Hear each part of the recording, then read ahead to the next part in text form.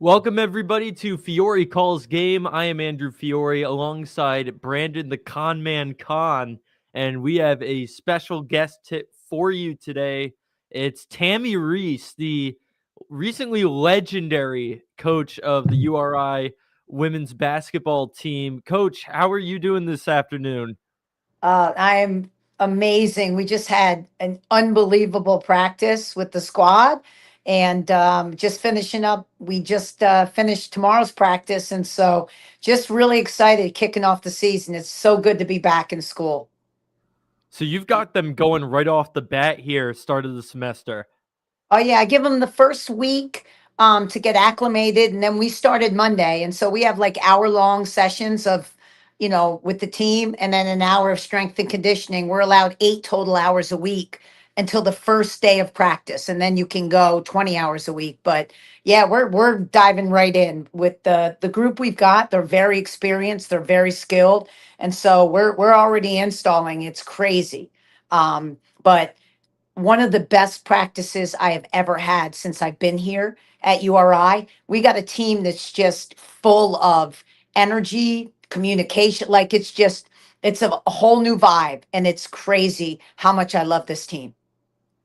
Wow, that's exciting to hear. And I was curious about the departures of Sophie Phillips, a former guest on this show, and Honey Carr, if that would have a negative impact on the team. But looks like you guys have some new additions and new chemistry. That sounds exciting. Well, you're always sad when, someone like Sophie P leaves graduates from the program because she gave 4 years and led us to one of our first championships here, and just an amazing player but a better person. So obviously we were sad losing her and her 3-point shooting, and obviously losing Honey, who was a great player for 1 year. But again, that's the great thing is as people leave, the goal is to get better, and so you're ready to move on, and you're ready to go, get some new players that are able to do what those players did, but maybe some more things added to the tool belt. And so our goal was to go out and grab some players that were really, really skilled offensively in numerous positions and could really, really shoot the ball. And I think we really, really did that well in the portal and with our freshmen. How many new additions are there this season? So we've got out of the transfer portal, we've got the big three. We got Brooklyn Gray from St. Louis, who is, wait till you see this player play. Now, she ate us up both times they played us. I think she had 20 plus both games. We couldn't stop her. She came from St. Louis, 5th year. We've got Tavi Habib from George Mason, who won the championship. Great 2-3 player who can really shoot the three and rebound. 5th year.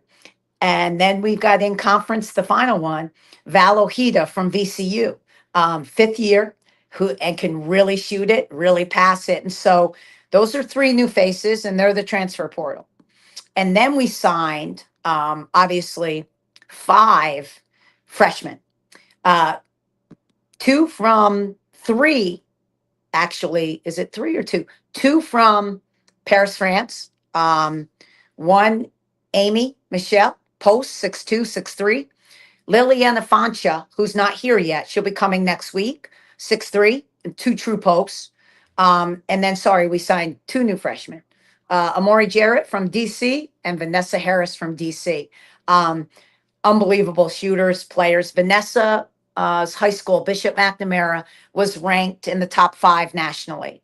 She's Wow. quite probably the most touted freshman we have ever signed here. And this girl can play. And so, we added those newcomers. So, I think there's 7 new faces. That is unbelievable. And I mean, to add all those fifth years from in conference, was that by design? Did you go to the portal looking for that specifically, or did it just happen that way that you saw a lot of in conference players that you liked? Well, we were going into the portal. We needed scoring, experience, and leadership. And last time we went in the portal, when we 22-23 season, and we won the championship, co-champion, We signed two all 6 year in conference kids, Tana Magassa and Emmy, Emma from Richmond. Um, and we won the championship, and Madison Haddocks Covington, sorry, three of them. We did the same thing this year. I want to say by design, but really the in conference, it was just, it happened again. And what I love about in conference is they're proven they can do it in conference. They know every scouting report. They know inside and out the league.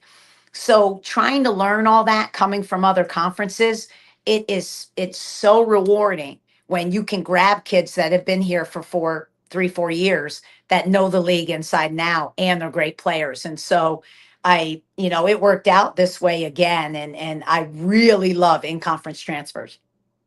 I just want to welcome onto the stage here Kyle, our other guest.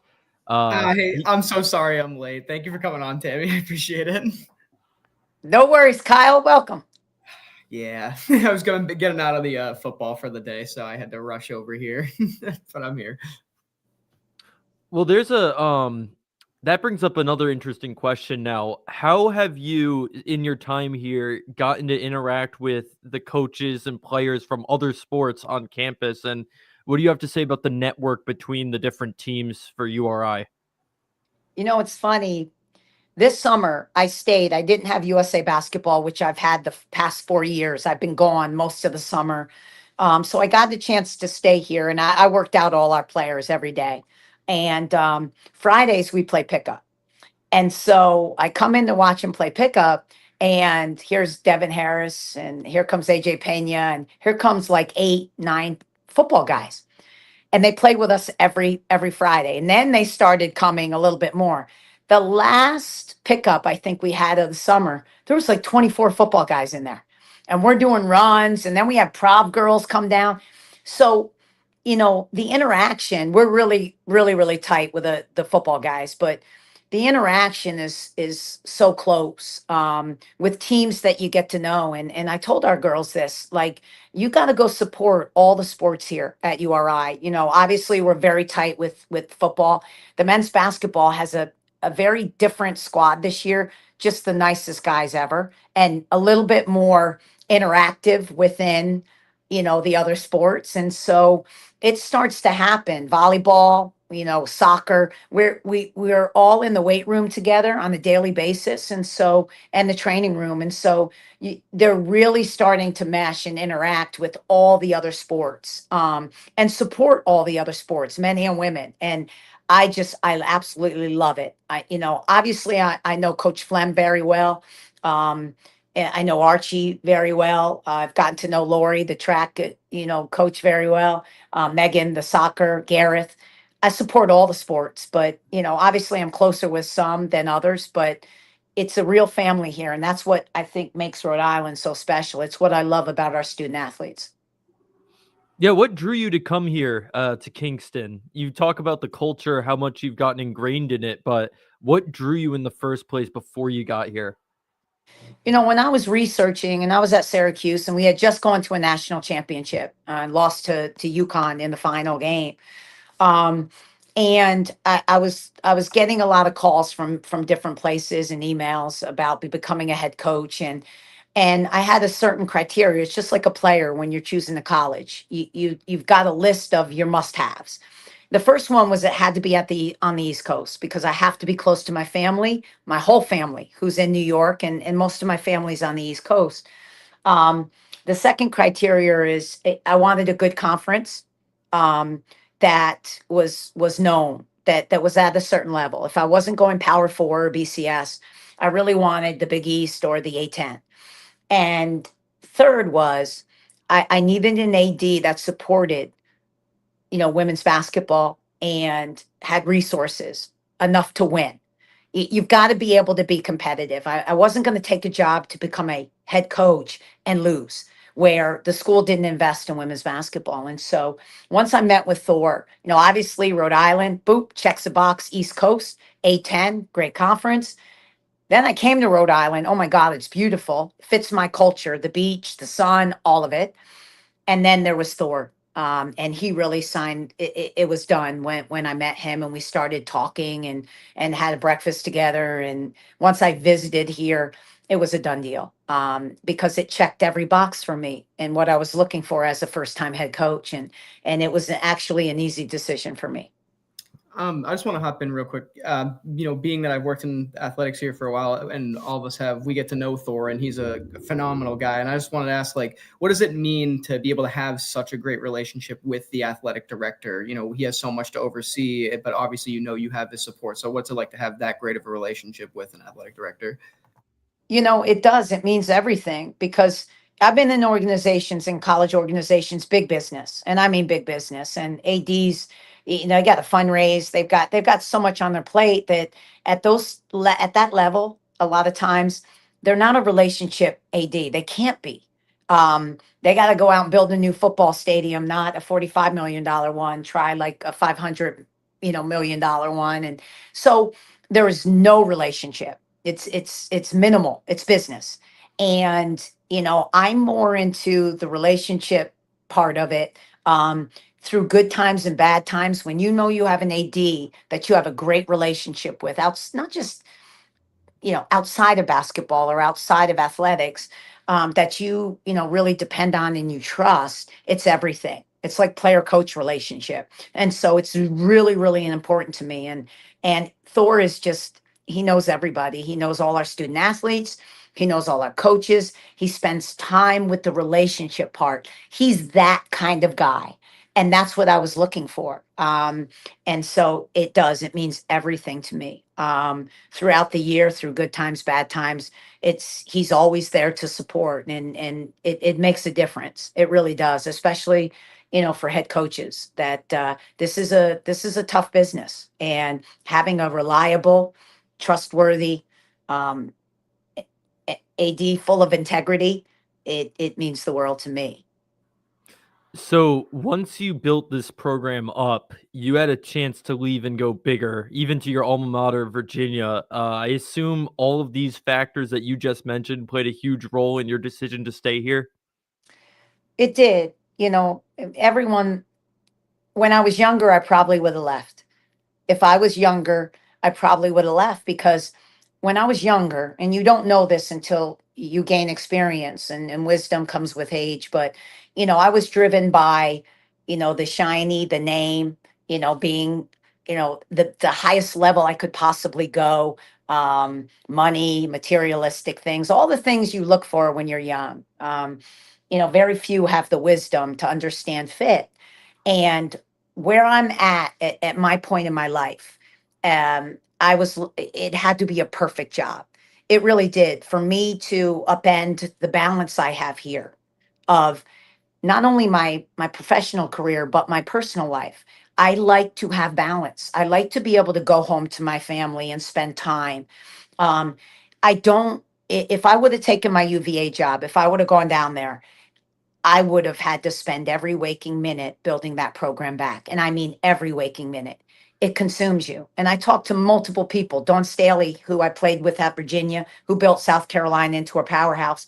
She had no life for 5 years. None. There wasn't a day she didn't work till midnight. And, that was years ago. So she was much younger. Well, now when the Knicks interviewed her or other people are coming, we're in our 50s now. It's a different where you're at. And so through experience, happiness is everything to me, family, my health, my sanity. I'm really happy where I'm at right now. And so, you know, Virginia, although it just wasn't perfect. The resources weren't perfect. My AD, the relationship with Carla, I didn't feel it like I did with Thor. So same thing, not many people know this, but behind the scenes, I interviewed for Prov. They called and I had to sit down with Prov. And, um, that I wouldn't have to move and I could have jumped to the Big East and, gone to a basketball school. Um, but again, I don't think I could deal with being the most hated person in Rhode Island if I leave Rhody and go to Prov. I could never see that happening. And my loyalty to Thor and to URI, I don't think I could ever do that. Now I could leverage URI a little bit and say I was interviewing with Prov, but and Steve's a great guy. Providence is an unbelievable institution, but again, it wasn't perfect. And so I'm looking for perfect fit. And it's got to satisfy every part of the checklist to even remotely get me to move from URI where I'm at. And I am happy. I am healthy. I love it here. And so, sometimes, the grass isn't always greener. And I have the best life ever. So that's what holds me here. It really does. And I'm very, very happy. Coach Reiss, these are extremely difficult decisions to make on your own. So from just like a human standpoint, obviously you got your family somewhat nearby, but when it comes to decisions like that, turning down Virginia job, not being as interested in a Providence job, who else do you look to as somebody of your stature with so many resources like Don Staley? Who do you really look to help guide you through this? Because there's no way you could, I mean, even with someone of your manpower, there's no way anyone should have to make those decisions alone. Well, first and foremost, it comes from you. You got to feel it. So if I have an inkling and it intrigues me, then it comes from me. And the first person I ask is my partner, her name's Crystal Reiss, although we're not married. She, is this someplace you want to live? Is this someplace, if I take it, our lives are going to be upended? Is this restart your business? And so your life partner, obviously, your soulmate, that's the first person, because if they won't have a life of where we go, then now that disrupts my life. Because if happy wife, happy life, if you don't have a spouse that's happy with it's never going to work then. And so that's the first person I go to. Obviously my agent knows me very well for 25 years, 30 years now. We've been best friends. Um, you know, her advice, and then my parents, obviously my mother and father. Because if I were to leave and say go down to North Carolina, they would move from New York, and they're retired, they would follow. So, is that something they'd be interested in? And then ultimately it's your decision. But I take input from those people, those four people. And then I'll ask, other coaches, what was it like? My network of, coaches that have done it, and what their experiences have been like, because they've gone through it. They know what it takes and what has to happen. So it starts with those four people, though. That's my camp. I'm curious about your relationship with Dawn Staley. I never knew you guys were teammates before. What is she like behind the scenes? We weren't just teammates, we were roommates the whole time. We're partners in crime. Like, that's my bestie. Man, we had some good times. And it's funny because back in the day, you see the new Dawn Staley. Dawn, back in the day, when we were 18 years old, she never spoke. She was the shyest thing you could ever imagine.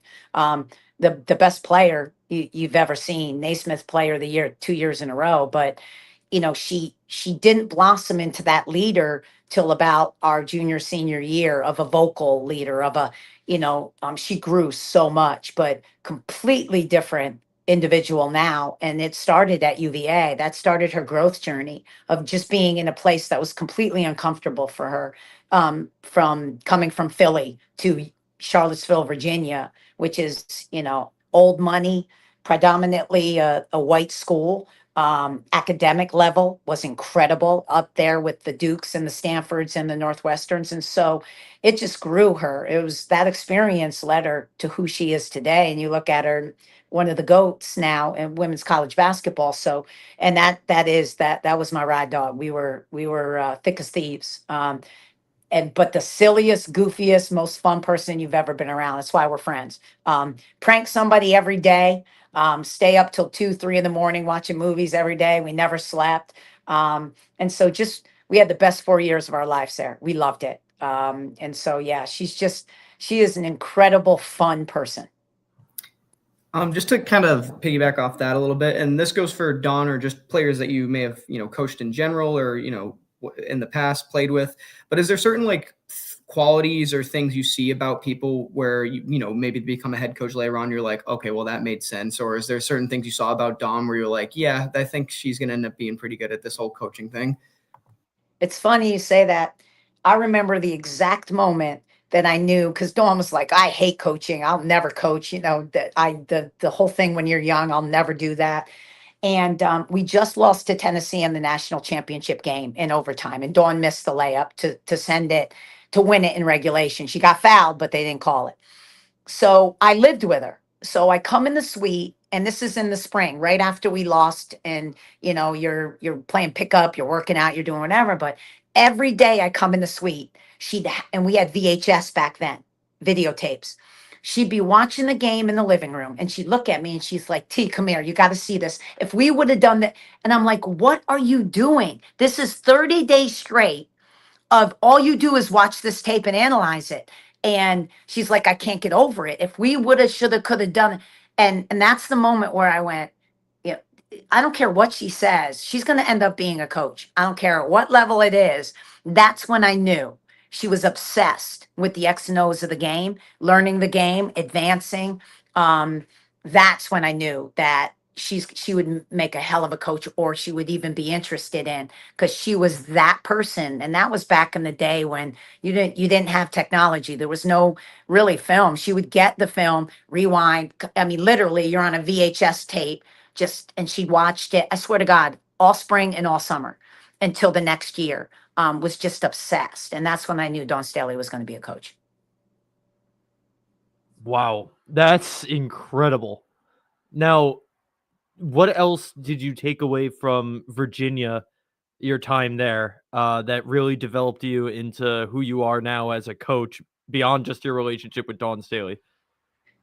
And I think it was the reason why myself, our whole team is involved in college athletics. I mean, or the pros. Jenny Busek coaches at the Indiana Pacers with Rick Carlisle. I coach here. Dawn coaches at South Carolina. Tanya's got 10 rings at UConn.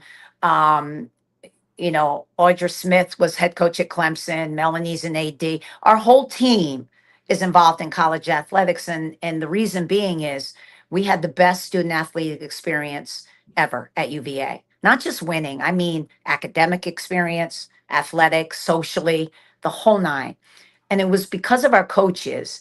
They let us have that balance. They made everything we did fun. And we fell in love with college athletics, our whole experience. And so it's one of the reasons I coach at, not in the WNBA, and I coach in college, is that same feeling. I want to give my players that same thing, help them reach their goals and their dreams, which is what our coach did for all of us, mentor them, and then give them the best 4 years of their life. Let them enjoy this time. You're only going to get these 4 years once. And when they're gone, and they go quick, you have to grab every piece of college that you actually absolutely can. A lot of coaches get so obsessed with just basketball. That's all they live it. They have no balance in their life. So thus their kids have no balance.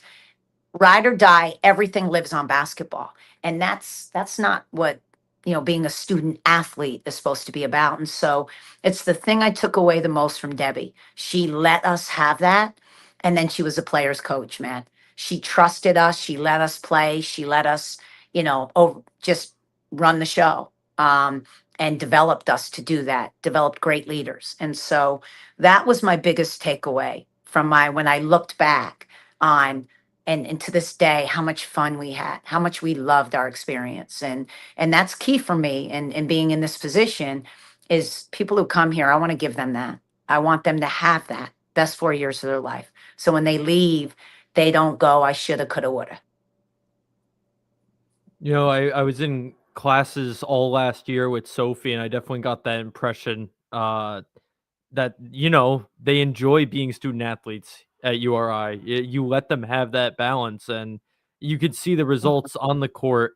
Do you think that's the number one thing you did to build this program back up to prominence here at Rhody? Well, I think I did an okay job previous years. Some years better than others. You know, as a coach, again, you get better with age and experience. And you know, there are times where I don't think I did a very good job at that balance. And that's why this year is so, it's just a pivot year for me. It's going to be the best year of my life. And I'm going to do everything I say I want to do and how I want to do it. And so not every year has been great. I try my best, but this year we're going to have, the best years of our lives. We're going to enjoy this year to a great deal. I think the reason we turned the program around, yes, that's one of the parts, but the biggest part was instilling a culture on how you do things every day. And when I first got here, oh my God, it was they won like 3 games that year. The year before I came, they had all kinds of problems off the court. Their academic GPA was horrendous because there was no culture. There was no foundation of this is who we are and this is how we do it, and that the standard is excellence. And so we had to completely build this from the ground up, and it starts with your foundation on what you allow and who you are. And then you go and recruit student athletes that fit that and that will emulate that. And Sophie Phillips was a perfect example of that. You couldn't have anyone represent URI from my standpoint of every characteristic that young woman had. And so it's culture. That's your foundation on who you are and how you do things. And it's how you do anything is how you do everything on the court, in the classroom, in the community. And that's how we built, a respectable program, was with a strong foundation of high character young women. So to go from that absolute bottom of 3 wins and the problems off the court, like you just mentioned, and then just a few years later, that 2022-23 season where there's confetti on the Ryan Center court must have been incredibly satisfying to you. I like to build things. I'm a builder. I don't like to inherit things. There's two different types of people. The inheritors are, you go to a program and the team, same players, you get them, everything's set up for you, winning, all of that. I'm conversely different. I enjoy going somewhere where I get to clean house and I get to start anew the way I want to do things. And I like going from the bottom to the top and building it my way. I enjoy the process. And so when we did it, it was extremely satisfying. That's what fulfills me is, as a player, going from, a nobody in a small rinky-dink town and then getting to get a college scholarship and then getting to the WNBA. And then that's extremely satisfying. You know why? Because I worked for it. It wasn't given to me. And that's the type of person I am. So, yes, when we finally won a championship, it was like you just look back at the process of where you came from and how you did it. And it feels really, really good. Now, getting to your WNBA career, you were a first round pick. That moment that you knew you were going to be playing on the biggest stage in women's basketball, what was going through your head? It's funny. I never thought it would happen because I had been graduated 5 years earlier. There was no WNBA in 1992. And I went straight to drama school. I didn't go overseas. I was done for playing for a while because, losing 3 Final Fours, it was heartbreaking to me. I had to step away for a while. And I ended up signing with an agent, going to drama school, and started acting. So here comes the WNBA 5 years later. And I get a call from the president, who was a Virginia alum, Val Ackerman. And she says, Tammy, I want you to come to the combine. You'd be an unbelievable player in the league. So, would you want to come to the combine? And I said, yeah. So I packed up my car. I was in LA. I packed up my car. I drove cross country back to New York. I had 6 months to train. I hadn't played in 5 years, although I was in great shape because I was a fitness model and actress. Started with my high school coach, my trainer, and played with the boys, pickup leagues everywhere. Flew down to Orlando, had camp for a week, and then went to the draft. And I'm sitting there and I'm just praying. I don't care if I go 8th round. I just want to play in the league. I want to fulfill my middle school dream and high school dream of becoming a pro. And, suddenly I'm in the green room and, I hear, and with the fifth pick, the Utah Stars select Tammi Reiss. And I couldn't believe it. Walked out on the stage and got my jersey with Val and my parents and my trainer, Mr. T. He was in the crowd, and it just was a full circle moment. It's one of the top five of my sports moments in my career that I'll never forget. And it's that special because that was a long and winding road. Was that the Um, inaugural class? Yes, that was the first year. I'm first year. Oh, wow. I just wanted to hop in on that. So being that you've obviously were there at the very beginning, what does it mean to you, not only as like a current basketball head coach of, women's basketball, but as someone who was a professional, WNBA player? What does it mean to you to see the league taking off as it does? The popularity is probably as high as it's ever been. The girls are making more money than ever. Like, what does that mean to you to see that? It's very fulfilling. It also means that everyone involved in the women's game, everyone from coaches to players, sportscasters, people who do podcasts and promote us, everybody that is just stuck with it and keeps pouring and giving back and promoting our league, our game, not our league, our game. They all have a hand and a role in where we're at right now. And women's basketball has never been hotter, ever, ever. For the NCAA viewership for women's basketball to beat the men, it's never happened. It happened last year. The WNBA selling out almost every arena you go to. Um, it's just incredible.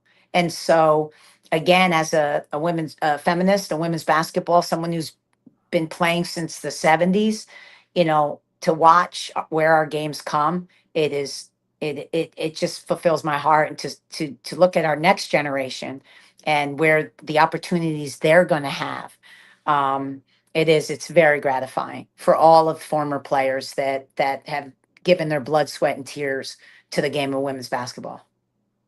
So, what did you do as a brand ambassador off the court during your first year or so in the WNBA to showcase what the league was all about? It's funny. I actually, kind of was the face of the Utah Stars. So in the off season, I stayed in Utah and I worked for the Jazz. I did all our public appearances, all our speaking engagements, and promoted the Stars. And then I worked the sideline. I did the visitors locker room for K Jazz for the television.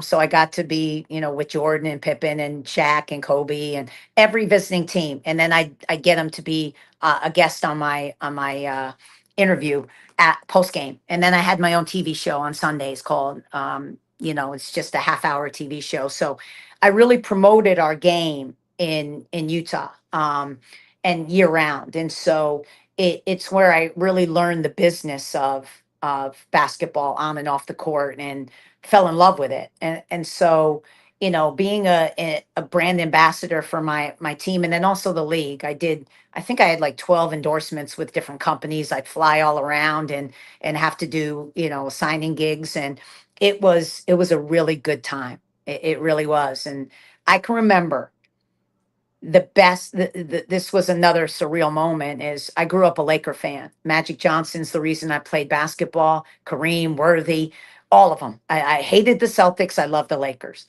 And so the first time I walked into the Forum to play, and there's the banner of Magic and Kareem, and then Magic's courtside, or the Garden in New York, like the Mecca. It was the most surreal feeling that you can have. It's like, imagine you grow up a Tom Brady fan and you can't wait and you get drafted and you get to run on the stadium in Gillette, and that's your first game. That's how I felt every night. It was incredible walking into these arenas, and after games you're signing autographs for 2-3 hours. But that's what we did to promote the league, to keep the league going. And you look now, we're going on 2026, and that was 1997. So 29 years is pretty good. Did you learn a lot from being in those visitor locker rooms and seeing the mentalities that guys like Kobe and Jordan carried? It was crazy interviewing, the different, personalities and the different, from John Stockton to someone like Dennis Rodman, and, their mentalities and their stories and what it took. But yeah, from, also the coaches, the different styles of coaching. There's so many greats back then, but we had Jerry Sloan, who was old school, hard nosed, and then you had Phil Jackson, who was the philosopher. My favorite of all time was Pat Riley, and so interviewing them and getting a chance to be, and they let you come to their practices, they let you do it all. So watching their philosophies and their coaching styles, I mean, I stole from everybody. I really did. And how they coach their players, different players, their different philosophies. And so, I do a lot of it now. I've got actually, I've got a combination, I think, of a little bit of Phil Jackson, a little bit of Pat Riley, a little bit of Gino Auriemma, and you kind of steal from everybody and mix it up and fit it to you. But I learned a tremendous amount from the greats that I was fortunate enough to be allowed to be around and to witness and interview and be able to steal from. Has your time acting come out at all in your performance as a coach? Maybe some of the speeches or the sideline reporting when you were with the Jazz and the Stars?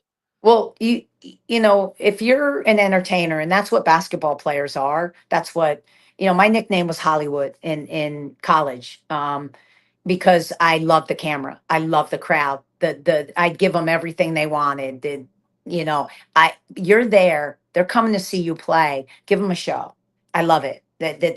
So naturally, when I took my first acting class, it was the same thing. And you'll need it a lot when you're a coach. So being a chameleon is really, really important as a coach. So you're going to meet thousands and upon thousands of people. You got to go into their homes for official visits or high schools, and you got to be able to adapt to different environments in different scenarios, different cultures, and you got to be able to, adapt and become that for say in that. Don't lose sense of yourself, but you better be able to communicate and adapt in a way that they can relate to you. And so you're a chameleon. It's just like acting. You take on a new persona. That's why I love it. You get to be someone different every day, a new role, a new part, whatever it is. When you go out to public speak, you better not be internal. You can't be an introvert. You've got to walk in a room and light the room up with your energy. You got to captivate people. And so that you learn very quickly in acting class. You get very comfortable in your skin, no matter if you're talking to thousands of people or one person. And so, yes, it's played a pivotal role in becoming a leader, a public speaker, being comfortable with people, relationshiping. Kind of going back to adapting and still a little bit back further when you're talking about sponsorship deals and things like that. How would you say like you have adapted, and have you seen other coaches and people in college athletics adapt to NIL and kind of the changing landscape of college athletics?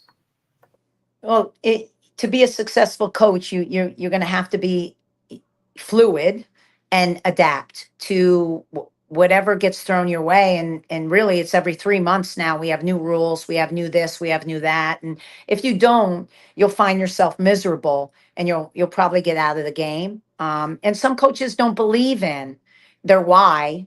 Every coach has a why they coach. Some coaches, it's so far removed from their why that they don't want to coach anymore. So they've gotten out of their game. You see it in the men's side and you see it on the women's side.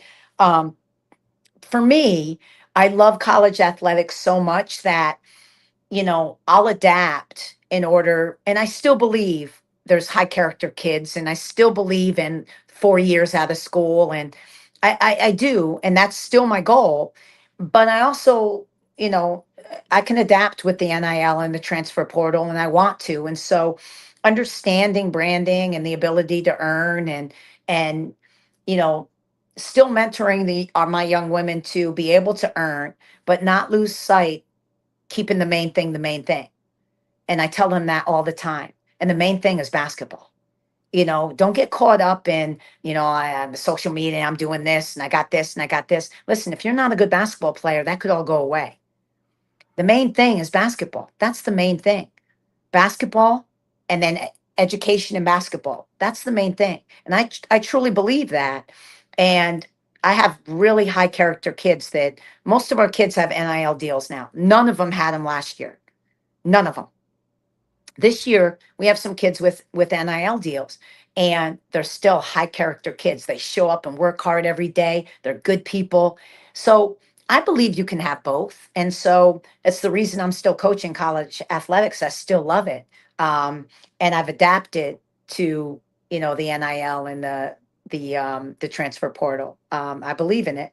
I think we need to control it a little bit. But I still believe in it. And so, and it's been a good thing. I truly do. It's been a good thing. And once I think in 2 or 3 years down the road, when we have it set and a little bit more uniform, I think it'll be an even better thing. Con, I saw you had something at some point. Yeah, I mean, most of my questions either you guys have been getting to or she just answers right off the bat. I guess what I can ask is how specifically do you think we can, or the NCAA rather conform the transfer portal, make it a little less chaotic? Do you think students should be limited to the amount of transfers? Like, how do you think we turn this chaos and we control it? I have always asked this question to even to pro coaches and GMs and owners. Imagine if you had free agency every year in every sport. Imagine it. You can't. Coaches, pro coaches go, whoa, whoa, whoa, and GMs, you can't. It's impossible. Well, that's what we have. It's what we have. We have an open market, and it's bevied heavily towards the student athlete, where I can just transfer 4 or 5 years as much as I want, and I can play. And, you know, I believe in transferring. I believe in finding the right fit. But I believe in, a limit on it. So and I don't know what that limit is yet. We'd have to have discussions, but, I think everyone should get one transfer, everybody, and play right away. 4, because you're chasing money. Well, if you need to transfer 4 times, there's an issue. That's not the college experience. It's not. But then again, people are saying this isn't the college experience. They're pros. They're pros. And although we still use the term student athlete when they're pros. And so, I believe in putting a cap on it. I believe one time. And then if your coach leaves, you get another and be able to free. You'll have some other rules that come in where you can transfer and not have to sit. But I don't believe in a free market every year. It's chaos. And it hurts the true fan of getting to know student athletes. It's what made Caitlin Clark so popular. Where the men were going pro after 1 year and or transferring or going all over the place, and you couldn't follow stories. You couldn't follow one player, a great player for 4 years. He was going pro after a year or two. And so you don't have great stories. I think Danny Hurley was the best story of college basketball, the men's side, because he was explosive, the antics, but Caitlin Clark, she was chasing a record. And you followed her, and now she's this, and everyone followed her, and it became a national sensation. Well, that'll happen if you stay somewhere for 4 years. When you got people leaving early and transferring, and you just, there's no storylines. There's no, the fans don't get to know their student athletes anymore. Who are you cheering for? You got a new team every year. It takes away from the college experience. I truly believe that.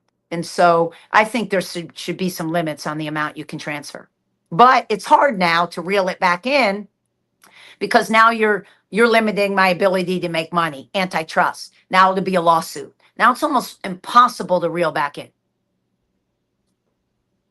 I really like what you said. It's almost like free agency for every player every single year, and as a coach, that must be, I mean, I'm going to say it again, chaotic. Like that's just, I don't even know, because you don't know who you're going to lose, who's going to stay, other than verbal commitments and that sort of thing. But the absolute insanity of every single player being open to move, is absolutely wild. And I think it takes a toll on the coaches who are, long tenured coaches like yourself, who are there for a while. And I was wondering, like, when you have players that enter the portal but then end up coming back, what is the communication that's like? Are you really trying to advocate for, like, okay, you're in the transfer portal, but I would like you to stay? Like, what does a conversation with a player like that look like? They have intentions to leave, but you want them to stay, and you negotiate. How does that work? Just you use the word negotiate. We have meetings right off the bat with our players, and some players are like, listen, I want to go in the portal, and we'll say, as a staff, okay, you can go in the portal. Some we go, you can go in the portal, and we want you to go in the portal. And others, will say, well, we'd love you to stay. What's it going to take? And they want to test the market. It's like, free agency in the NBA. They go out and they test the market. Now you've got to match it. And then the price goes up and up and up, and then you might get priced out, or they might decide to stay. I found that, once people go in the portal, um, they're looking for something. They are. And as a head coach, I want them to be happy. Ultimately, that's my thing. And if they were to come back and say, oh, I want this now, and this and this and this and that, a lot of times, nah, that's okay. I let them go. Um, because they were testing the market, they wanted to leave. A lot of times, I'll ask our team, well, what do you think? And nah, let them go. We're good. It can also mess with the dynamic a little bit, and how the negotiations happen really are important to me. It's about relationshiping. You know, um, I don't want to be an agent. I don't want, it to become a money thing only. And sometimes there'll be hard feelings after that. I know me. And so if I feel that way, if I feel like a player's overpriced, what one team will pay and we don't need to pay, um, and then I'll feel some sort of way. If I paid and that player doesn't perform, I have a right to feel some sort of way, because we're paying you and you're not showing up and working hard. You're not putting up numbers. They're a pro. They still want to be considered. They don't want what comes along with that. But in reality, if you're not doing that, you get fired in any other job. NBA, they cut you. Get out of here, man. He's a bust. Get rid of him. We'll eat the contract. He's horrible. Um, and so I know me. Usually when they go in the portal, very rarely do I take them back. When a player's not bought into the program and what you're offering, how much leeway do you give them? Where do you think that's something that can change over the course of a season? Do you think you can get to them and get them to buy into your brand? Or is it something where if somebody's not immediately bought in, you don't want to bother with them? No, I'll never say I don't want to bother with them, because that's your job, is to mentor them through the year. Um, but there will come a time in anything, any relationship, anything, there's a point of no return. Um, and it can happen. It really can, where, listen, people get married and there's divorces, because at some point, sometimes you grow apart, you want different things. What you thought you wanted from as a coach or as a player, that's not it. And now you made a mistake. And so I respect that, but my job is to, mentor them, give them every opportunity, to be a part of our program. But, there's been some players where halfway through the year, whether you're dealing with them, and then, I'll tell you this, people that go in the locker room and ruin our locker room with the negativity, and we call them energy vampires and all that, I will not tolerate. From this point on, they'll be gone. They will be suspended, and we will not deal with that. That's just one case, or parents that do the same thing, because they're part of our family too. So that I will not tolerate anymore. And it's hard sometimes as a coach to find it out, but once you do, you got to cut the cancer. So that's the only time, that I would really suspend a player, or get them away from the team, is if they're negatively really influencing the team. You're someone who's set in your convictions. You have a strong sense of who you are, and you have your own process that you stick to. Is that something that you've kind of had a sense for your whole life, that you just knew who you are and what you believed in? Or is that something you picked up over time? And if so, how did you do that? You know, I think I was born with a type A personality, that I do know. I'm just very aggressive. I was always an alpha. Um, but I can't always say I was so strong in my convictions, and that comes with experience as you grow and you make mistakes, and we all make mistakes. And then you learn, and you kind of, I'll never do that again. I'll never. And you also grow as a person, so you change a little bit as you get older. And now I've become a little bit, different. As I age, it just naturally happens. I do know this as a coach, though. There's I'm all about character and culture. I am. And I love, growing young women. But, at the same time, I found that I enjoy players, young women that need me, and want me. And what that means is, as a coach, they value a relationship, and they may have some issues that, you know, they deal with on a daily basis, that they actually need me to help them. And whether it's their home life, or boyfriend or girlfriend problems, or any kind of problems that they have, I've actually found that I'm more attracted to those players than the perfect little robot, the perfect person that doesn't need you. As a coach, where when I was younger, I used to love the perfect person. I used to love it because they didn't steal any energy from me. They didn't need me. It was like I could just coach basketball. And now, as I've gotten older, I actually veer towards the ones that need me to grow them, need me. And that's why I think I still coach. And so, that's changed a great deal since I've been coaching, a great deal. And those are the type of players I actually look for now. And I actually have the best relationship with, a true relationship, real conversations, and a real relationship. So that's changed a great deal as I've gotten older in my coaching career. How's your relationship with the student base at URI beyond just the athletes been? A lot of the media members think of you very favorably, and there's a sense coming out of your press conferences where we all leave thinking like, man, I want to run through a wall right now. Do you bring that sort of energy to the students, and how have they really, the few interactions that you probably had, how have they helped build the program into what it is today, the fan base? Well, I try my best. Again, you're at the University of Rhode Island. It's not just, I'm with women's basketball or athletics. And so I try to get up on campus, and you'll see like sororities and fraternities doing fun things with pies in the face and everything. And I participate in that. When groups ask me to speak, like the women's sports group, I definitely, I try to give all my time, as much as I can, to the student body. If the welcome speech up at the quad for freshmen, I'm a part of that. I try to do as much as I can on campus for our student body to promote our university and all the things we have here.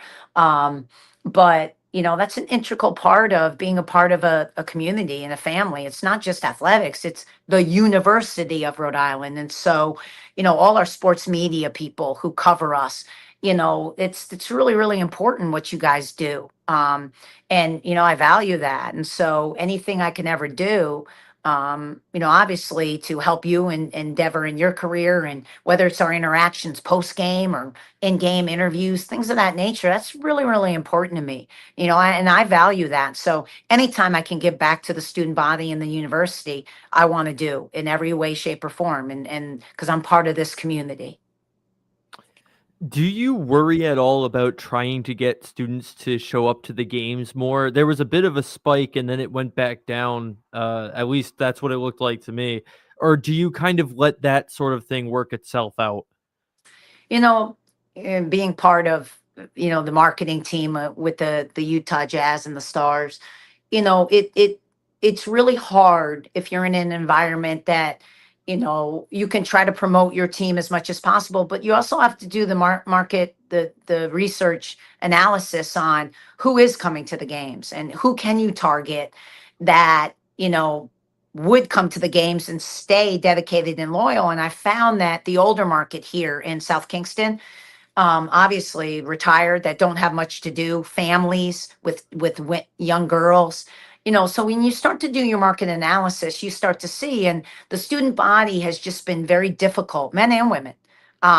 It's not like it's been, in the past couple of years, a basketball school where, I would love to. I've come from some unbelievable basketball schools. San Diego State has the show, and I mean, this student section is insane. And the things they do, they travel, they go to Vegas, they go to the tournament, they have billboards in Vegas. Like, and that's a Greek guy started that. And it's kept through in the same Greek system and the same, and now it's been handed down generation to generation. But that's part of their college experience. That's what they do. They're the show. And I was hoping someone here would start that at URI.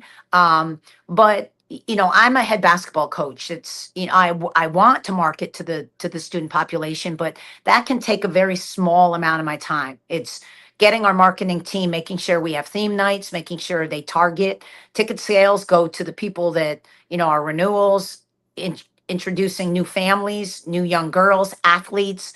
We know our target audience, and it just hasn't been the student body. Switching gears a bit here, can you tell us your best travel story? Because Sophie P was kind of saying that you're a bit of fun on those trips. No, my best travel story, I think, for me, it happened at, I think it was San Diego State. I was an assistant coach, and uh, every time I told you I'm a big prankster, and that's all we did in college is prank people and have fun and create memories. So I remember at San Diego State, it was my first year, and they were at pregame the night before. Sorry, it was like dinner when we got to a city. We were at a hotel, beautiful Marriott, and I went to one of the players' rooms, who was like, "You'll never scare me. You'll never prank me." Blah blah blah blah blah. And I went and got her key, and I went in the bathroom, and I was in the tub waiting for them, and I had the curtain drawn, and so she came in and went to go on the toilet. And as she put the light on and I heard the thing go up and she went to sit down, and I came out, and I mean, I literally scared the living hell out of her. I almost injured her, but things like that, I've got a million of those where I dressed up in a werewolf costume one time on the road. I took the costume with me, and I got somebody, just stuff like that. But I was trying to get our team to get more involved in creating memories and doing things. And, but that's probably my best, on the road story. But, those are the things that we would do on a regular, like literally on a regular, every day, 100 times a day. And we have the best memories in college. And so I try to tell our team, do some stuff. Here's what I used to do. And I tell them, now these things you should not do anymore. You'll get arrested. But this is what we used to do. And it was just crazy stuff. But, again, I like having fun. We work hard, and I like you to play hard and create those memories. So you have a nice balance. But this year's team will do it because they're crazy. We've got a lot of personality on this team. I'm scared at times. So that's telling you something. Well, I know opposing coaches already knew not to mess with you, but I guess any incoming players hearing these stories have to learn the lesson not to mess with you, especially when it comes to a prank war. But we're hitting our hour limit here. Tammi, this was unbelievable. I feel energized as I always do listening to you speak, and a lot of life lessons for anybody to be learned from this.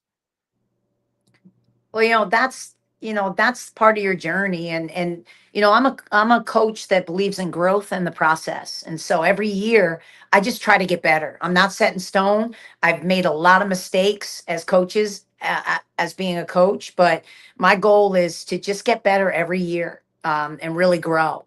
And that's my advice to anyone is get uncomfortable, do things you're not used to doing, and just grow. And that's the only way to do it is, you're going to fail. Sometimes you're going to succeed, but if you keep trying, you keep doing new things, you're going to grow and you're going to become a better person. And when you're a better person, the sky's the limit. And I tell my girls that. So that's my advice. Hey, like Fiore said, you got the real run through a wall type of aura, as the kids say these days, that you bring to all your pressers and this show as well. Really appreciate you stopping on, giving us some life, and I'm jacked. I'm ready for the season. The way you're talking about the group of young women that you got going on this year, I'm ready, and I'm really pulling for you guys this year, as I am every year. No, you guys are gonna, I'm telling you, come out. You're gonna enjoy this team. We got offensive firepower now. It's gonna be a fun squad that can score the basketball and really is high energy. And I mean high energy. Behind the back passes, over the head, like we got some skill players. And so again, this is one of the teams that I've been most excited about. That it's just gonna be, they're just a good group of basketball players, but they're a fun group. So I'm having the best year ever. Awesome. I'm sure we're all excited here. Thank you again, Coach Reiss, for coming on. We didn't even get to your Olympics experience. I'm just realizing now. We'll catch it another time. Another you time, guys, you can have me anytime. Awesome. Thank you, Coach. Best of luck Coach. this season. And yeah, thanks again. Thank you, guys. Have a great one, and go Rhodey. Go Rhodey. Go Thank Rhodey. you, Coach. Absolutely. Go That's going to Rams, do it baby. for us, folks. For Brandon, the Con Man Con, and Kyle, the Realist Real, this is Fiore calling game.